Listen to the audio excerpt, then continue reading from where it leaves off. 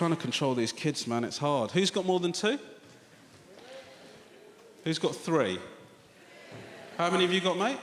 3. What's your name, madam? Danielle. Hello, Danielle. How are you? What have you got? 2 girls and a boy. 2 girls and a boy. How old are they? 4, 7 and 9. 4, 7 and 9. And which one's your favourite? You don't want to say? But there is a favourite. Which one's your least favourite, then? One of them's got to be a prick, all right? And we're going to find... I don't know what you're getting nervous about. I'm not from social services. This is not some elongated investigation where they've gone, right, Ron, we think there's a woman that's neglecting one of her kids. What we need you to do is we need you to become a stand-up comedian, work on your profile for a few years, get to a point where you can do the Apollo, all right? Your DVD record, we think should probably be there.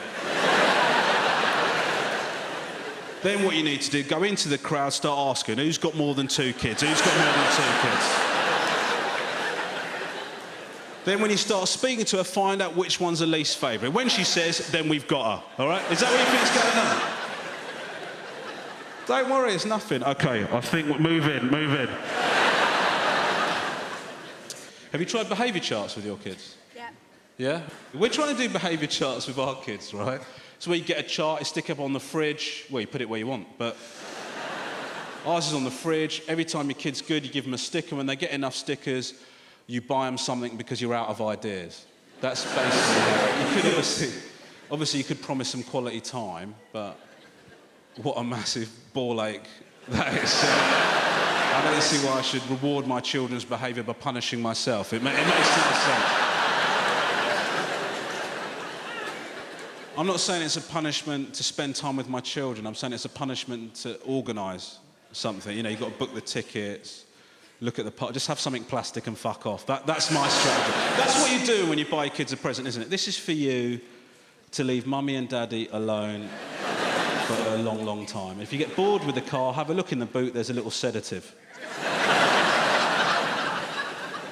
So anyway, we're doing the behaviour charts, we're setting our kids targets, right? We're setting them targets, school-based targets. My eldest son has been at school for a while, the second one has just started, right?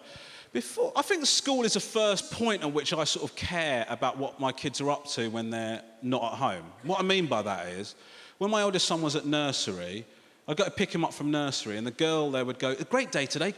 Would you like your daily report of what he's been up to? No, I don't think so. What could he possibly have done today? Let me guess, he dropped some stuff and he shit himself, because that's what he does at home. Like, unless he's built a shed, I really couldn't care less about what you've got to say. In fact, I resent the fact you're talking to me now. That's the honest truth of it. So anyway, they're at school. The second one's just started. Just before the second one started, we got a letter home saying, please make sure your kids can dress themselves and they're toilet trained. Now, I'm hoping, beyond hope, that every parent got that letter. What I mean by that is I'm hoping they didn't just see us one day and think, Jesus Christ, fire a letter off to those savages.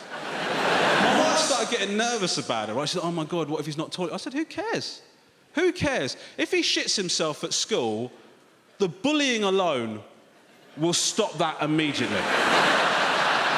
That will cure of that straight away, right? Plus, I don't even know the point of toilet training. What is the point of toilet training? What happens if you don't do it?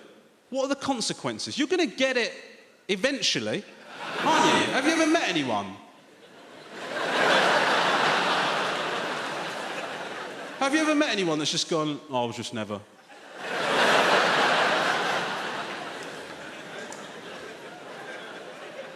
I was just never toilet trained, and now I just shit where I stand. It's sad. Oh God, I've just done one. Do you know what I mean? Who the hell does that? So anyway, the kids are at school. We're setting them targets, right? The eldest one, we got targets like get yourself on the smiley face board at school, be helpful to your teacher. You can't have targets like that for the second one, yeah? Those targets are too aspirational for this arsehole, right? So he's got targets like don't burn anything. No knife crime. These are the targets we have for this trip, right? So anyway. Eventually he gets 5 stickers. It's not that impressive. It is after a 6-month period, right? But I said to him, well done, mate, you've absolutely smashed it. Let's get you a couple of things. He chose 2 things. He chose a Spider-Man costume and he chose a pushchair with a doll in it. Right? Now, fine. No problem at all. The issue that I had is that he wanted to use those things at the same time. So the next time I go out with him, we're down the park, he's got a full Spider-Man costume on, pushing a pushchair, looking like a fucking father for justice.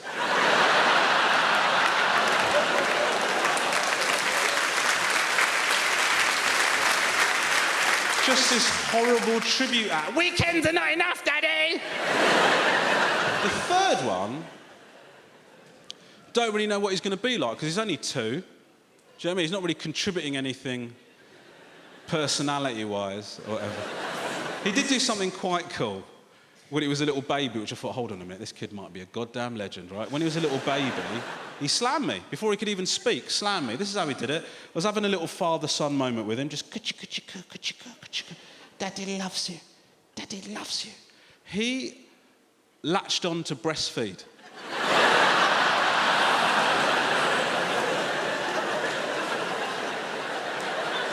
That is a baby's way of going, you're a fat prick, mate, ain't you? Do you want to just... I would chill out on the sorbet if I was you, mate. 3 births I've been at, and, you know, people talk about the miracle of childbirth is rank. 3 of the worst days of my life. And you know what? I don't know how many times something has to happen before you sort of accept that it might not be a miracle. I mean, it does happen a lot. At what point do we go, actually, I think it's a fairly everyday occurrence, do you know what I mean? Plus, I'm not actually convinced that it hurts as much as everyone makes out. Now, listen, save your indignation. Why don't you wait until I've said my piece on this, all right? The reason I'm saying that is a few years ago, I was blocked up for about 5 days. I took a pill and I took a shit that was bigger than our 3rd son. Right now, I think the pain's comparable, and you can't tell me that it wasn't, because you didn't take the shit that I took. So don't tell me that you know what I went through, all right?